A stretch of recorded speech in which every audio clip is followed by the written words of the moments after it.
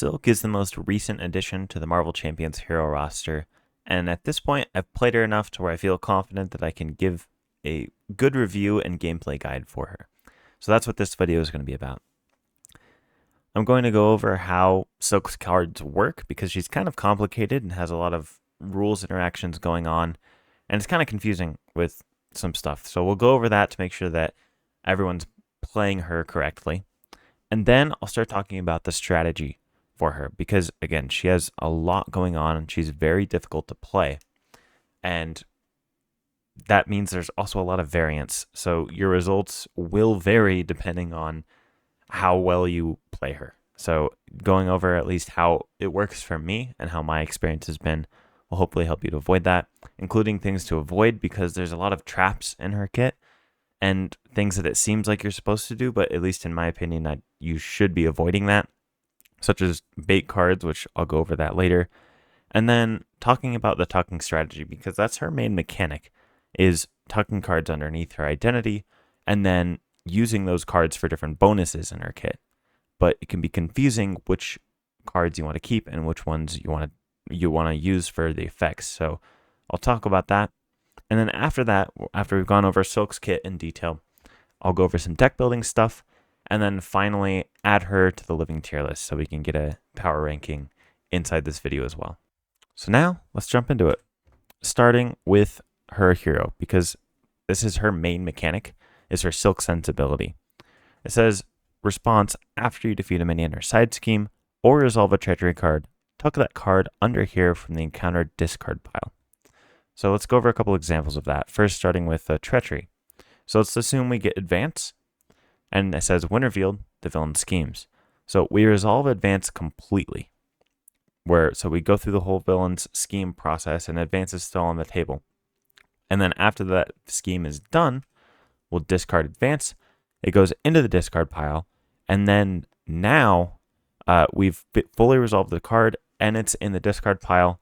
So now we can tuck advance. That's how it works. And then for side schemes, if we have a side scheme out with 3 threat on it, for instance, first, step 1 is you defeat the side scheme by removing the threat. And then you do any when defeated effects, etc. on that side scheme. Step 2, discard that side scheme. And then step 3, tuck that from the encounter discard pile. And that's going to be the same process for minions and side schemes. So that's how it works. The key thing to remember here is that this ability tucks from the encounter discard pile specifically. So if a card doesn't go to the encounter discard pile, then it doesn't work. So unfortunately, you'll see with her player side scheme, since it goes to the player discard pile, you can't tuck that, which is unfortunate, and we'll talk more about that later. Also, cards with victory, they don't go to the discard pile, so you can't tuck cards with victory. And that's about it for the Silk Sense ability. And the other part of her hero is that if there are more than 4 tucked cards here, discard all but 4 of those cards. And this is a constant ability, meaning it's always active. So if you get to the 5th card that's under your identity, or 5 or more, you somehow figure out how to tuck 2 at the same time. But whenever that happens, you immediately will just discard down to 4. And since you're just discarding and you're not discarding randomly, that does mean you get to choose. So you can choose which ones you want to keep in that situation. You just can't have more than 4. So now let's go over the rest of her kit so we can get an overall picture of how her kit works. So starting with her identity, we already went over her hero side, 1, 2, 3 stat line with the Web Warrior trait. That's great. And then on the other side, we have the Genius trait. So these traits are extremely powerful. So it's like what Peter Parker wished he was. And you have 3 recovery on Sunny Moon. The same ability, that's the constant one that regards to having more than 4 tucked cards. So you can't have more than 4 tucked cards on hero or alter ego. You have 6 hand size and 10 hit points, so pretty standard there. And as an action, you can discard a tucked card to draw 2 cards. And this is extremely powerful. You want to be making use of this. And this is actually going to be key to unlocking Silk's power, is using this card draw, because getting to flip down to alter ego and then draw 2 cards, and then before you flip back up, drawing 2 more cards, it's extremely powerful, and it's the only sorts of economy that she has in her kit. And yeah, so make sure to use her alter ego ability when you can. And then for her events, she has an attack event, a thwart event, and then Smooth as Silk is a little complicated. But let's start with the attack event. It's a aerial attack superpower with, and it's three printed costs. Hero action attack deals 7 damage to an enemy. You may discard a card tucked under silk from the same encounter set as that enemy. If you do, this attack deals 2 additional damage and gains overkill. So when it says the same encounter set as that enemy, that means that it's different for each modular set as well. So if you're playing, let's say you're playing Rhino with Bomb Scare modular from the core box, Rhino, if you're fighting one of Rhino's minions, so he has the Sandman minion, for instance, you'd have to discard a Rhino card from underneath your identity to get that overkill and 2 additional damage to Sandman. And then if you're fighting, if it's from the modular set, you have to discard a card from that modular set to take out a minion and get overkill. And also, you don't have to use it just for overkill. So if you're just hitting Rhino in the face, you can just discard the card to get the 2 additional damage and just deal 9 damage to him. That's also very good. But you can start seeing how her kit works here and how things can get a little complicated.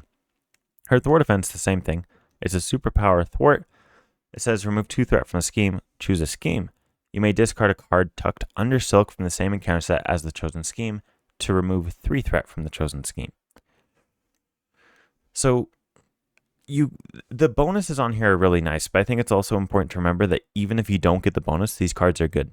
A 3 cost for 7 damage, that's a very useful card.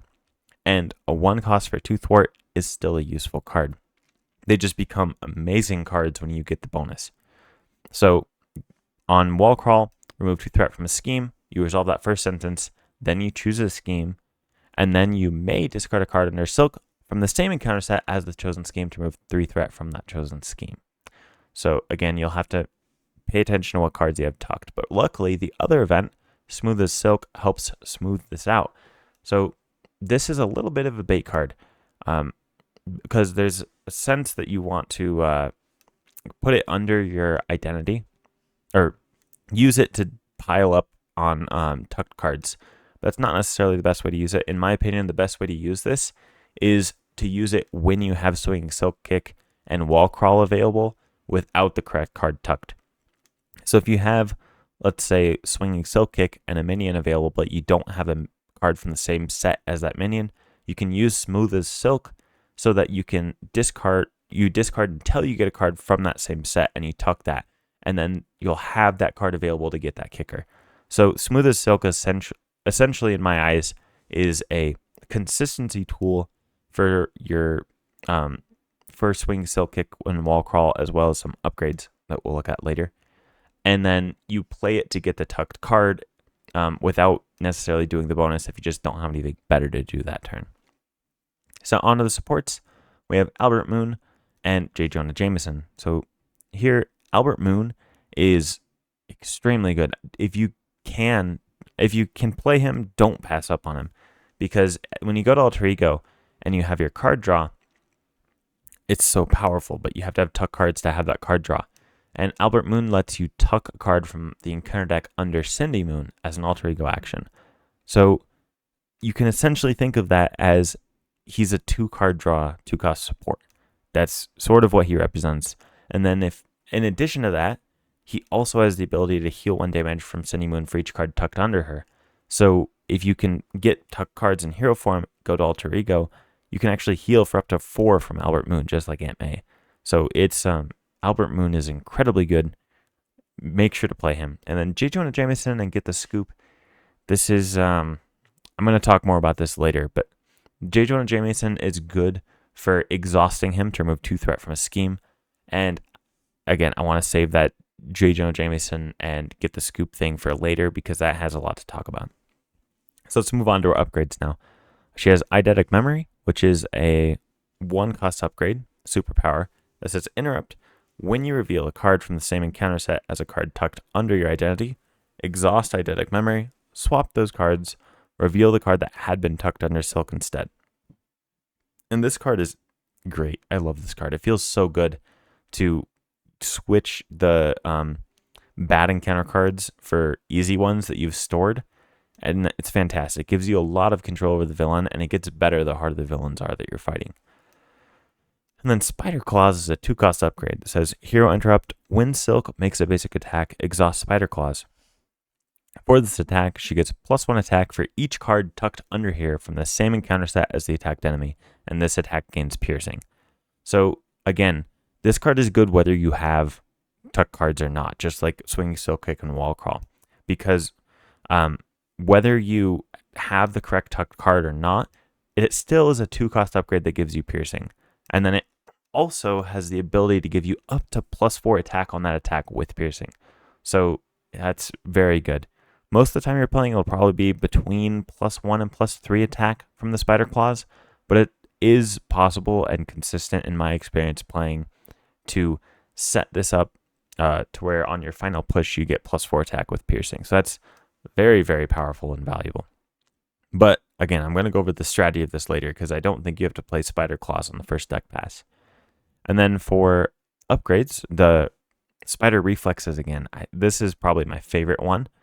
And you can get what it does is when you defend, you exhaust it, and then you get +1 defense for each card tucked under her from the same encounter set as the attacking enemy. And she has 3 defense. You can get up to 4 cards from the same encounter set, so you can get you'll have between 3 and 7 defense. Most likely you'll have about 5 defense in my experience. But then you can get all the way up to 7. It's so cool, but that's not actually the main point of this card in my opinion. The main point of this card is the last sentence that says, after this attack, tuck the top card of the encounter deck discard pile under Silk. So that means it's a source of tucking cards. You get an extra tuck card every time. So when you're getting an encounter card plus Spider Reflexes, your tuck card economy is essentially fixed as soon as you get that to where you're having cards to tuck under you each turn. And then Outwit is a 2-cost upgrade. It's essentially the same as the Spider Claws, but for thwarting, where you get +1 thwart for each card tucked under her from the same encounter set as the thwarted scheme, but it doesn't have any additional bonuses. So this one, I think, is probably her worst upgrade in my opinion. I don't actually play this one most of the time. And then Organic Webbing is debatably her best one. So like this and Spider Reflexes they're both invaluable. They're extremely important.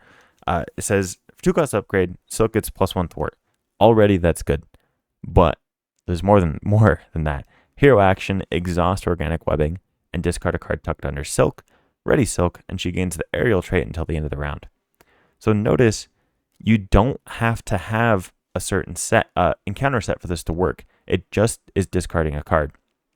So Spider Reflexes is allowing you to tuck a card for defending, and then Organic Webbing lets you spend that to ready, and your Alter Ego lets you spend a card to draw 2 cards. So Organic Webbing and your Alter Ego ability are sources to spend your tuck cards that you don't have to worry about matching the set.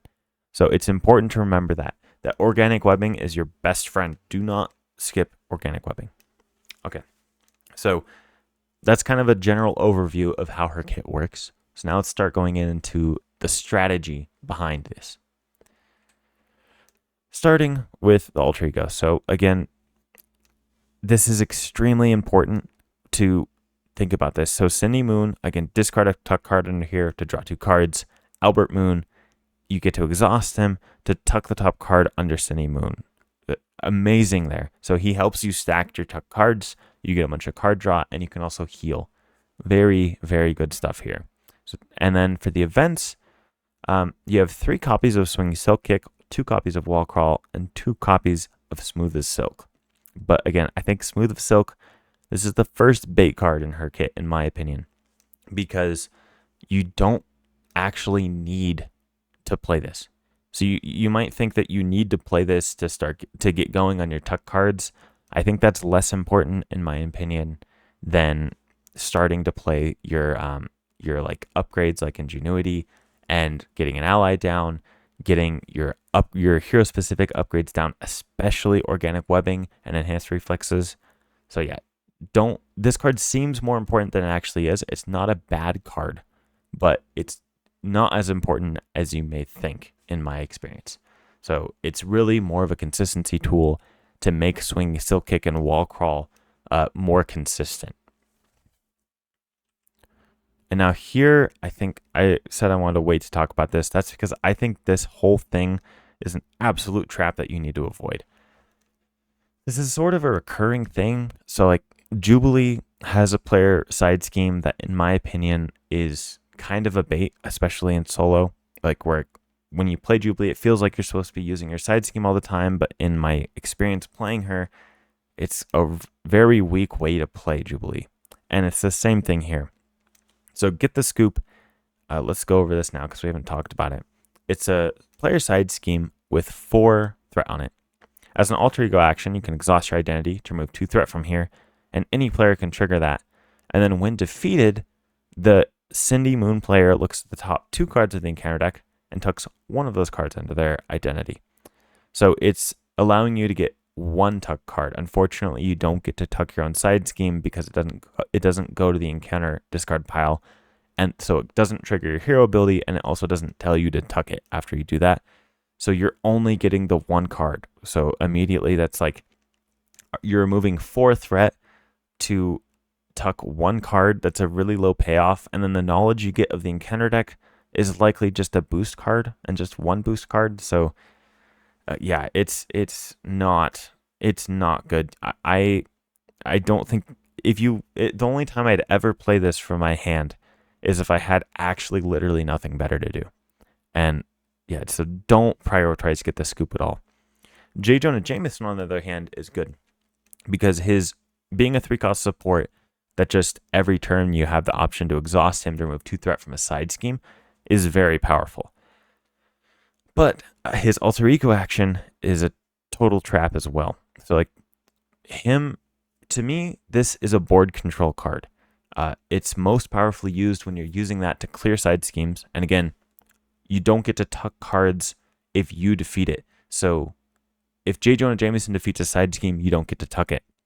So this 2 threat value that almost defeats a side scheme, but not quite, leaves the side schemes in range for your identity to defeat them and then tuck them that way. And that's kind of his main purpose, in my opinion. And then this alter ego action, you can exhaust this card to search your deck and discard pile for get the scoop and put it into play. And the only time I ever use that ability is if I don't have anything better to do. And that's how this best functions, in my opinion, is you never play get the scoop from your hand, and then when you go to alter ego, if there's literally no side schemes out, that's when you use J. Jonah Jameson to bring get the scoop into play. And when you think about that from a thematic point of view, I think it actually makes sense where Cindy Moon is trying to be a hero, and you go get the scoop when J. Jonah Jameson tells you to go get the scoop. And J. Jonah Jameson is going to be more upset about the side schemes are essentially his stories that he's publishing in his newspapers. And when there's no stories for J. Jonah Jameson to talk about in his newspaper, that's when you use the alter ego action to where he tells you to go get the scoop and find something to talk about. That's how this works, in my opinion. And you just ignore the mechanic. Do not focus. I cannot emphasize this enough. Do not put your main focus on these cards. Ignore get the scoop. It's a resource card. And then you just use J. Jonah Jameson to finish it when you don't have anything better to do. Okay, so after that rant, let's go over the upgrades. I already went over how they work. And again, I think Spider Claws and Outwit specifically are baits in her kit because they're not necessary for her to function. She has so many upgrades to play, and if you feel like you're trying to play all of her upgrades on the first deck pass, you're not going to be actually doing anything. You're just going to be playing upgrades because she has so many of them. So the only ones that I wouldn't skip on are these 2. I would skip Eidetic Memory if the situation just was awkward and I couldn't play it. I really like Eidetic Memory, but it's not absolutely necessary. But in my opinion, Spider Reflexes and Organic Webbing are absolutely necessary, and they're completely key to how her kit works. And another important point I want to reiterate here is that Organic Webbing does not require specific cards to work. You just discard a tuck card. Spider Reflexes gets you a tuck card every time you defend, and then you'll also be getting them from defeating minions and side schemes and drawing treacheries. And then Organic Webbing and your Alter Ego ability are the 2 points. They're so important to remember that these are the 2 points in your kit to where it doesn't matter what tucked card you're discarding. You're just discarding a tucked card. So yeah, again, extremely important. Getting +1 thwart, plus a ready, and then tucking everything with spider reflexes. That's all you really need for Silk to be online, and you can skip the rest of it. And Outwit, in solo, I don't think you even need this card in your kit at all, because between having 2 thwart and a ready, that's pretty much all you need, especially when you have a good thwart event in your kit. The Outwit is mostly overkill. In my opinion, Outwit is best used as if you're the Justice player in a multiplayer game. You might want to lean into Outwit. And then Spider Claws, I just ignore. I play it if it's convenient on the first deck pass, but other than that, I'm just playing it on the second deck pass because it's mostly useful for me to just play on the second deck pass and get that big push at the end. The piercing can be good, so if there's a lot of tough minions or something, you might want to consider playing it. But in general, I'd say don't worry too much about Spider Claws. Don't worry at all about Outwit in solo especially. And then play Eidetic Memory if you can, but don't feel bad about skipping it. Just do not skip Spider Reflexes and Organic Webbing. And now for the first deck pass, you're just going to, again, you want to play these 2 upgrades and then use your event to control the board while you're setting up. Because again, she has so many things that she wants to play in her kit that you don't want to, but you don't want to be forced to play all of them. You just want to get to the point where you have your Spider Reflexes and your Organic Webbing, and then you're getting your tuck cards going with your Spider Reflexes and just dealing with the board state. After a couple turns, it's pretty easy to get tuck cards, especially with deck building, which I'll go over in a little bit. And then Swing Silk Kick, such a great attack event. The overkill means it's good at dealing damage to the villain and taking out the board. It's a very good control card. And then Wall Crawl, in its best case scenario, so 1-cost card that's letting you remove 2 threat and then 3 threat. That's insane value. That's so ridiculously good. So yeah, that's what I'm looking at for the first deck pass. You get Spider Reflexes and Organic Webbing. You use your events for tempo and controlling the board. And you start building up some tuck cards. And that's about all you have to focus on. And again, don't hoard cards here. Hoarding cards, I think, is a really bad idea with her. It's another one of the baits in her kit to where it feels like you're supposed to try to get up to 4 tuck cards and like keep an array of tuck cards so you have your bonuses. Not the best way to play her, in my opinion, because I really like the consistency of using Organic Webbing and her Alter Ego ability to where it doesn't matter what set the card is that I'm using, and then I take it as a bonus on Swing Silk Kick and Wall Crawl when it does line up. And Swing Silk Kick and Wall Crawl are good. They're totally fine cards, even if you don't use the kicker on it. So yeah, don't worry about building up too many tuck cards. You just don't want to have 0. Having 1 or 2 is fine, and you don't feel pressure to try to get to 4. Getting to 4 and then storing certain cards it's a trap, in my opinion.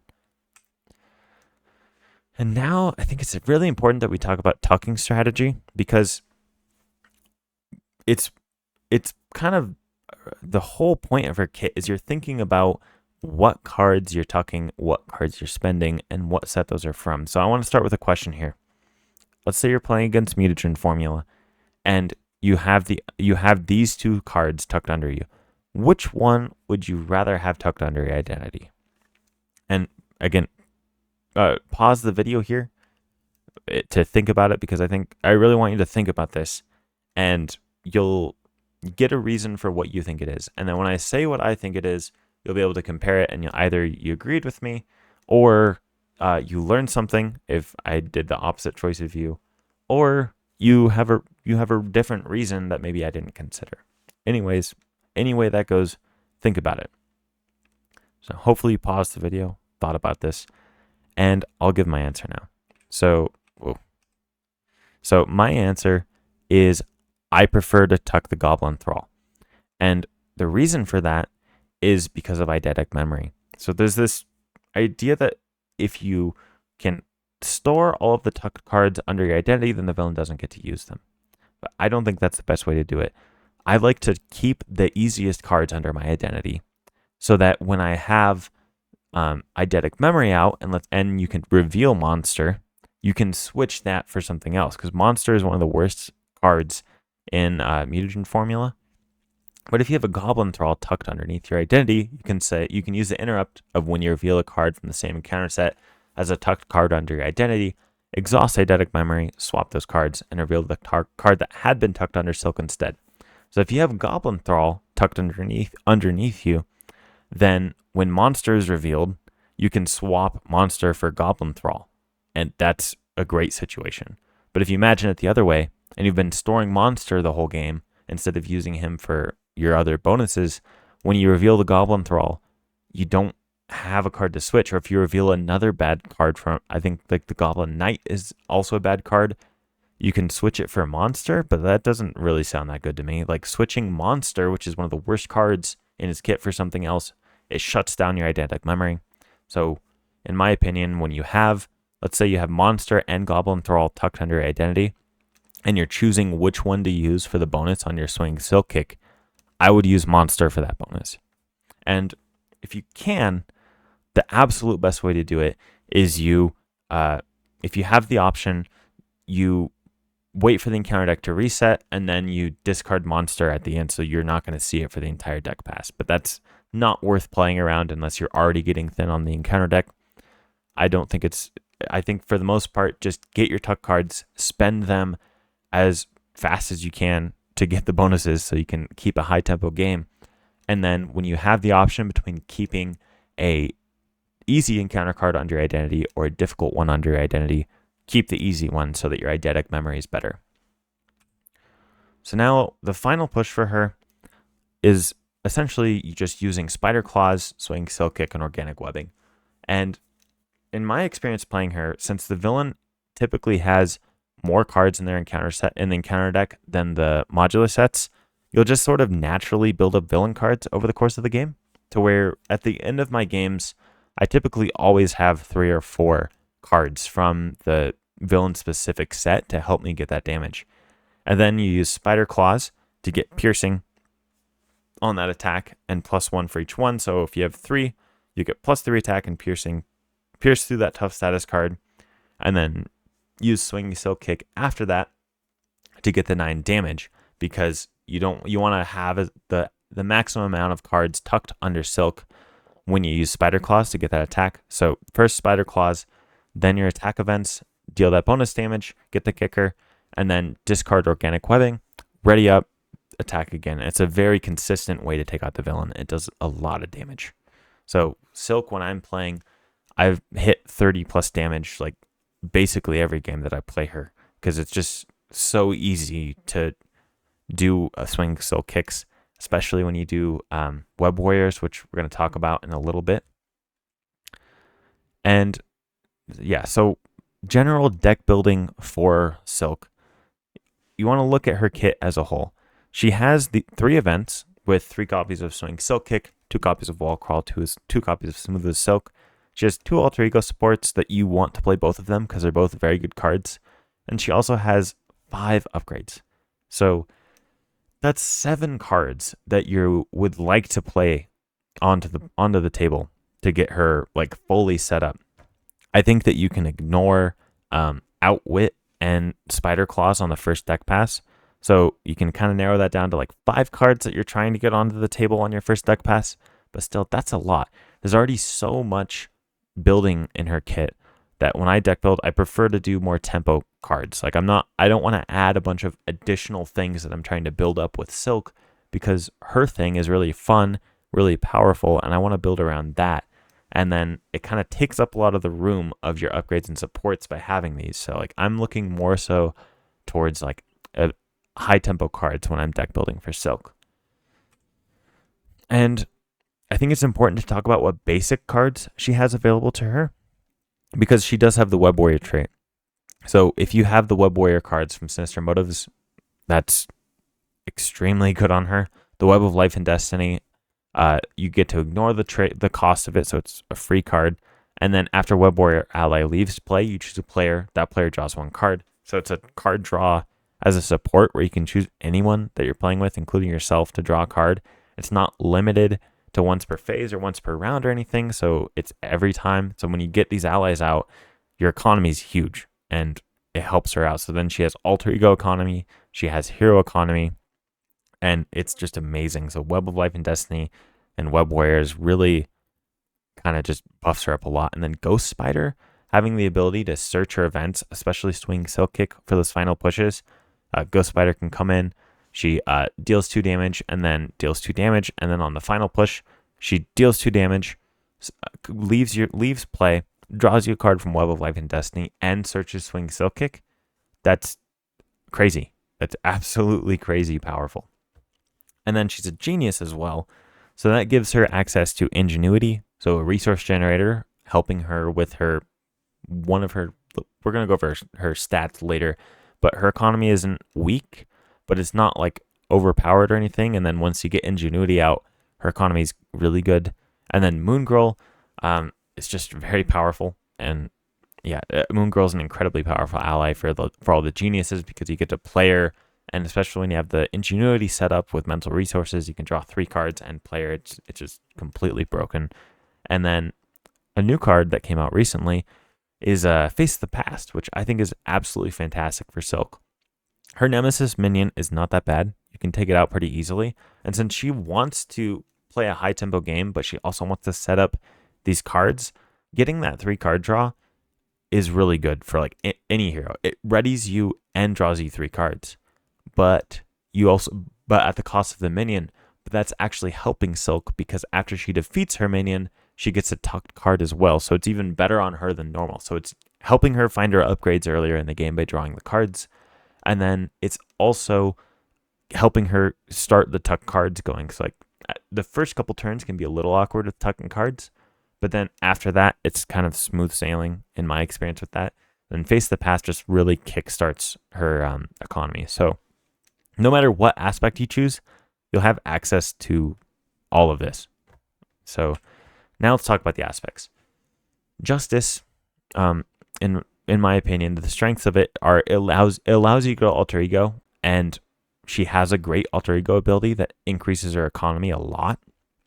And then it helps you easily defeat and tuck side schemes. So when side schemes coming out, you can get rid of them, tuck them, and then use those for your bonuses, and then you set up your tuck cards really quickly with Justice. And then it also can stall the game out to help her have time to play those upgrades and supports. That's very powerful. Leadership is just an extremely versatile aspect. It can do a little thwarting, it can do a little damage, and it can block for you. So that's great, and it's just generally good. But it's also unnecessary if you have Web Warriors in your deck, because the Web Warrior stuff is just so powerful on its own that you get all of the benefits of leadership for the most part just from the basic Web Warrior cards. So it's not necessary to pick leadership. And then for aggression, the main benefit here is you just easily defeat the minions, which can help you with tuck cards, and it's just fun. And she has pretty good thwart, like really good thwart in her kit with J. Jonah Jameson, the organic webbing, and a really good thwart event. So you're not lacking thwarting with her, especially when you combine that with basic Web Warriors, to where aggression is actually very viable and fun for her. And for protection, it lets you use her high defense, because she has 3 defense, and then she can get all the way up to 7 defense. So that lets protection do a lot of fun stuff, but it's just a little bit low tempo, and I'd mostly want to do that in multiplayer. So my favorite aspect for her is Justice. That's why I have this star here and my little lime on Daredevil's head. But then I think it's also important that all you really need is basic. You don't need anything else other than basic if you have Sinister Motives and the Web Warriors. I played a all basic deck with her not that long ago, and it was completely broken just using all basic. And it's debatably, I think Justice is stronger, but all basic is debatably stronger than the other aspects, which is a little unfortunate in my opinion. But just the basic Web Warrior package, Power and all of us, Moon Girl, Nick Fury, Professor X, and then that's about it. You pretty much got the game in the bag there. So if you have the Web Warrior stuff, the aspect is just a flavor, and you can choose what style you want to play. But you also don't have to do all the Web Warrior stuff. She's functional without Web Warriors. It's just, since she's a Web Warrior genius, it's really, really powerful to use both of those traits. So these are kind of my general thoughts on the aspect, Now let's go over some specific builds because I have posted a few decks for her. So I think talking about my thought process behind those decks will be useful. Okay, so here we are at the first deck I posted for her, which is also my favorite way of playing her in the justice aspect. And yeah, let's go over it. So it has the basic Web Warrior package, which you can see here with like Ghost Spider, the Peter Parker Spider-Man ally, SPTR, the new one, Madam Web, which is actually really cool. It's essentially Blindfold, but for Web Warriors in basic. So you have that power to look at the encounter deck and order it no matter what aspect you choose, which is really fun. And then since with the Web Warriors, I have Web of Life and Destiny and Across the Spider-Verse, which lets you exhaust a Web Warrior card you control, which can be the Web of Life and Destiny instead of your identity or an ally. And you can search your discard pile for Web Warrior ally and put it into play, and then choose a player. That player can spend 3 resources of any type to repeat this ability. So most of the time, Peter Parker, he's extremely powerful, but he has this resource requirement of spending one of each resource type, which can be hard to meet sometimes. So most of the time, I just discard him, and then I use Across the Spider-Verse to bring him into play, which it works really well. And then because there's so many strong basic cards in this deck with Ingenuity and Team Building Exercise to help you pay for your Web Warriors, Power in All of Us works great here because it doubles for gray cards. So all these allies, Team Building Exercise, Ingenuity are all doubled. And also the Across the Spider-Verse, so there's a lot of targets for it. Another cool thing here is Team Building Exercise. It works for the Web Warriors, but also it works for Swinging Silk Kick, which is really fun. So when you have Organic Webbing out, it allows you to gain the aerial trait until the end of the round. And since the Swinging Silk Kick has the aerial trait, that means that after you're ready, you can actually use Team Building Exercise to pay for Swinging Silk Kick. So the versatility of paying for your Web Warrior allies and your attack event, I think is really good. But then now that's kind of like the basic package that's going to be the true for basically for any aspect you pick. But the main hook of this deck was with One Way or Another. And the reason I chose One Way or Another is because, again, she has that very, she has a lot of cards she's wanting to set up. And this helps a lot with that because it lets you search for a side scheme, reveal that side scheme, and draw 3 cards. So since the side scheme, there's a lot of really easy side schemes in scenarios. Most of the time you can find a side scheme that you can finish on the same turn that you play One Way or Another. So you get those 3 cards. You can help set up, it helps you set up your like Ingenuity, Team Building Exercise, and Web Warrior engine along as well as all of your cards, which I'm looking for Spider Reflexes and Organic Webbing. And then you also get to tuck the side scheme you defeat. Combine that with Face the Past and the Skilled Investigator for drawing a card where you, every time you defeat a side scheme, and your economy just explodes immediately. So this deck is completely broken. I put it in my Beyond Omega level tier because it's trivialized every villain that I've played when I've fought it, when I've used it. So it just is so ridiculously powerful in solo. But again, this is a 1 to 2 player deck. It works best in solo. It's also functional in 2 player, but I'm not that fond of One Way or Another in multiplayer. So then the other thing in here is Quick Quip. This came with her. So I just wanted to include this because I know that everyone that has Silk will have this card. And it says deal 1 damage to a Web Warrior character you control to place a total of up to 2 stun status cards on up to 2 enemies. So it is really good because you can her alter ego ability is so powerful, letting you use Albert Moon and drawing those cards off your alter ego. And the Confuse will help you go to alter ego. So the another thing I like about this card is that it works on steady enemies, which a lot of the newer scenarios, they use a lot of steady, especially in the mutant stuff. So getting to place 2 Confused status cards on the enemies is really good. So even against a steady villain, you can go to alter ego safely by playing this card. And then you'll get to draw so many cards when you go to alter ego, flip back up, and have an absolutely huge turn. And then Professor X also helps you with that. And because he can confuse the villain for you, thwart a side scheme down, block, and then you go to alter ego. Very good. Nick Fury just when you have the power in all of us, like it's really hard to not include Nick Fury because he lets you draw those 3 cards and help you set up. So this deck just draws so many cards that you'll end up with like 10 to 15 cards in your hand often, as well as having really good things to spend it on, like your swinging silk kick, and you get to use Ghost Spider to have consistency to bring that back in. Yeah, it's just extremely powerful. And I include the Jessica Drew Spider Woman because since I have Quick Quip, it was a fun combo because you can reduce the cost of playing her by 1 for each confused enemy in play. So you could potentially play her for free, and she's a web warrior, so when she leaves play, she'll draw you a card. So I like that. But yeah, that was the idea behind this first deck that I built. And I noticed after there was a couple changes I wanted to make. So I have a link here to a list that I'm keeping updated. And this list is just, I'm only doing it for power because there's a couple things in here that I did, like the Spider-Woman card. I don't think that's necessarily the most powerful thing you can do. I just like it, and it works well with Quick Quip.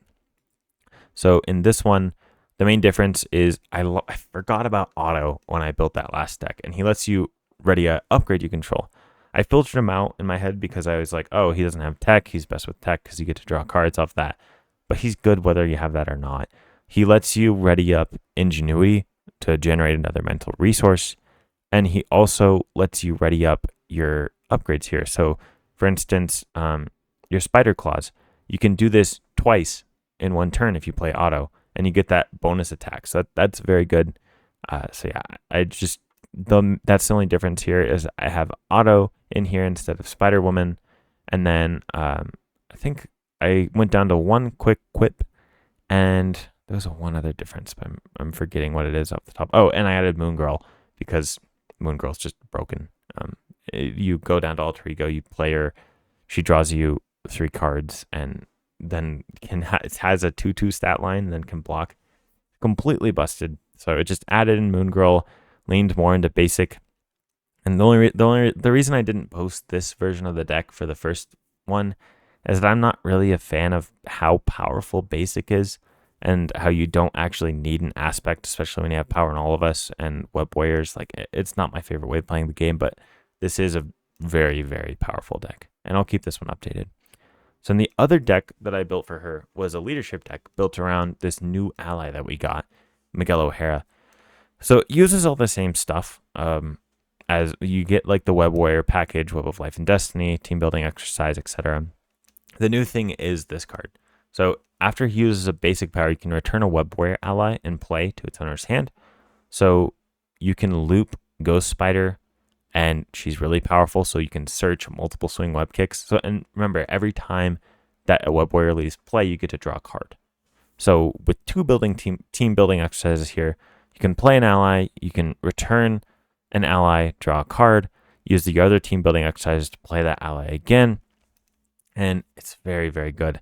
And then I have Get Ready in here and Command Team to ready up Spider-Man 2099, so we can do that again. So Ghost Spider is potentially searching 2 or 3 swing web kicks into your hand, which is very good, especially since team building exercise helps you pay for swing silk kick. This will help you pay for swing silk kick, so it's actually feasible to do like 3 or 4 swing silk kicks pretty easily here. And I just really like using Spider-Man 2099's ability to bounce the web warriors back to your hand and draw off of Web of Life and Destiny, and using specifically Ghost Spider and Hobie, who have leaving play effects, is really cool. I really like that with this deck. And yeah, this one, pretty fun deck. I prefer the Smoothest Silk deck. This is my favorite way of playing her in solo. But yeah, I hope this helped figure out some deck ideas. So seeing, like, going over the basic stuff she has access to, the aspects, how they affect her, and then 2 examples. I think that's enough to give you an idea of how I look at deck building for her. So now let's return to the presentation because I want to put her on the tier list. So this tier list I made is very fun. I love my living tier list here. And I made a plot here to show you the stats. So I'll just go over this. So the economy stat is talking about how many resources this character has access to. And her alter ego ability lets you draw 2 cards, and then you can do that twice before you flip back up. And those turns are so impactful when I play her that I put her economy at 3, which it's not the strongest every turn. You just have huge bursts of economy. So I don't want to bring her any higher than that because I want to represent that she's not one of the highest economy characters in the game. But I do think her economy is quite good. And for this tier list, I'm not considering the Web Warrior shenanigans. Uh, every weakness she has, in my opinion, can pretty much be solved with deck building, especially with Web Warriors. And with Web Warriors, her economy is a 5 because you're drawing so many cards, especially that Smooth as Silk deck I showed. That deck is one of the highest economy decks I've made. Yeah, I'm only taking into account hero cards and the kit when I'm putting them on my tier list. Her biggest weakness is her tempo, and it's not absolutely horrible, but it is noticeable. And some games when you play her, it might be awkward to get a tuck card, or if you get a bad first hand, that can be rough, especially since she has so many upgrades she's trying to play. Her tempo can be rough. But then, again, this is completely fixable with deck building. In my experience, those examples of the decks I showed completely fix the tempo in my experience. But yeah, her tempo is her biggest weak point. Her card value, though, is crazy good. She has the Swinging Silk Kick for it can get 9 damage with Overkill, and Wall Crawl 1 cost for 5 that you can split up. J. Jonah Jameson is removing 2 threat every single turn. Albert Moon is essentially a 2 card draw support that can heal you instead if you want. That's crazy. And then upgrades in general have a bit more value than events over the course of the game because they get you value multiple turns in a row.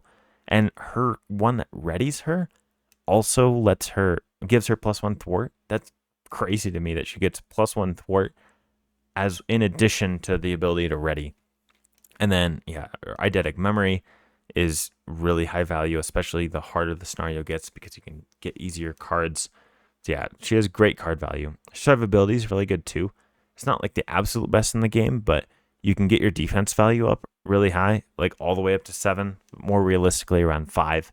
And then you have healing with Albert Moon as well. So you have high defense plus healing. And yeah, so that's very good. Her villain damage is a 4. It's not the highest in the game because she does need setup to one-shot a villain, but it's not hard for her to set up to one-shot a villain, and you'll consistently one-shot villains with her. And her threat removal is a 5. She has a 1 thwart stat. I think she's the only character with a 1 thwart stat that made it to 5 on my threat removal, but it's just because she gets up to 2 with her ready from her upgrade. J. Jonah Jameson is removing 2 from side schemes every single turn that the side scheme's out, and then she also has an amazing thwart event. So her thwarting is actually really good. And her reliability, this is another one of her weak points. She's not actually an unreliable character in my experience, but it can be awkward. I feel like it's more so that she's very difficult to play, which makes her feel unreliable. But I do think that her reliability isn't one of the best in the game or anything like that.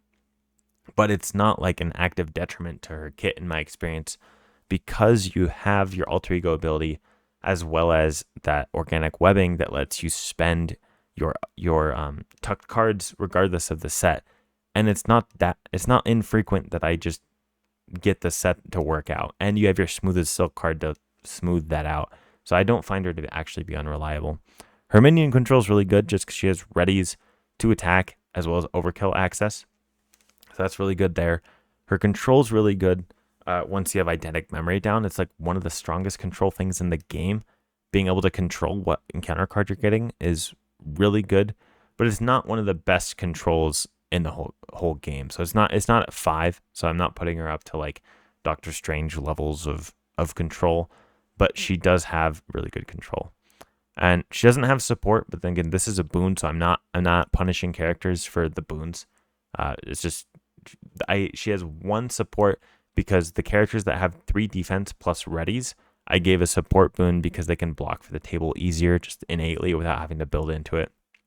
Her broken builds, she's a genius and a web warrior, so I gave her 2 points for that. Her late game boon, I gave her 2 points for that because she has so many upgrades. Once you get set up and you have your tuck cards and stuff, she's basically unstoppable at that point, but it does take her a while to get there. again, which is part of her tempo. So she has low tempo, but a good late game. Her simplicity, all the way at the bottom at -5 because she's just very difficult to play. She tests your knowledge of not only how to play her kit, but also how to play against the villain and what encounter cards to tuck. So she's one of the hardest characters to play. And she doesn't have any stuns or confuses, so she didn't get a point there. And I think her consistency goes up in multiplayer by a bit because more of the different encounter sets will be on the table at a time. So you have more chances to get the kickers from your cards. So that's how I rated her. And now we can go to the living tier list and then look at where she falls on the tier list. I'd be curious if you want to pause the video, let me know where you think she'll end up before seeing where she ended up on my list. I'd like to see that. So now here we are on the living tier list. If you haven't seen my video on the living tier list, I encourage you to check it out because a lot of work went into this. And now we can look at where she is. I added both Silk and Shuri to the tier list here. And Silk ended up at the middle of A tier, which lines up with how I felt about her, obviously, because I'm the one that rated her. But I do think when I look at these other characters she's around, like Wolverine, Magneto, Maria Hill, X-23, Bishop, Scarlet Witch, she does feel in this range to me. And my plays with her, she's felt extremely powerful. Shuri ended up at the very bottom of A tier, and Shuri, to me, she's a very consistent character, but she's not completely broken or anything like that, and she doesn't have like as high of a ceiling as some of these characters that are above her. So Silk, for instance, at the end of the game, I think is more powerful than her, and Silk does some more things that are like more broken than Shuri, but Shuri just has great output throughout the whole game, but at the cost of having a little bit low tempo because she has to like exhaust to get her tech going. But yeah, she's very strong, but I think Silk is personally a bit stronger. And if you want to move them around, again, you can always go here to edit the hero stats, check out Silk, see where I put Silk on everything. And let's say you think she's way less reliable than I thought she was. You can bump that down. Maybe you thought that she was, she doesn't have as good a control as I thought. And let's say you thought I put her economy too high. So like you could go in, change that, see where that puts her. And if that were the case, she's now a B tier hero, which might line up more with how other people think. So the main point of my tier list was I wanted to give people the power to adjust it to and personalize the tier list to them and how they felt about the game. So yeah, if you want to, I encourage you to check out all these hero stats, move them around, play around with the tier list, play around with the weighting factors. It's so fun to just like move these around, even to just like completely random things, and then see like, oh, what would the tier list look like with all these completely random settings that I did? Now all of a sudden with this, I guess Deadpool and Hulk are the best. So you can really control like what you're looking for by choosing how much you care about these different stats, and then it will tell you output a customized tier list. So that's about it for the video. I went over, I think, everything that I wanted to with Silk. Nothing more to add. I hope that this video helped you with Silk because I think she's really hard to play. She clicked with me, and I've had great games with her. So I want to share that so other people can have great games with Silk and enjoy the heroes that they get more. If you like the video, like, comment, subscribe. Let me know what you think in the comments. Stay zesty, and I'll see you next time.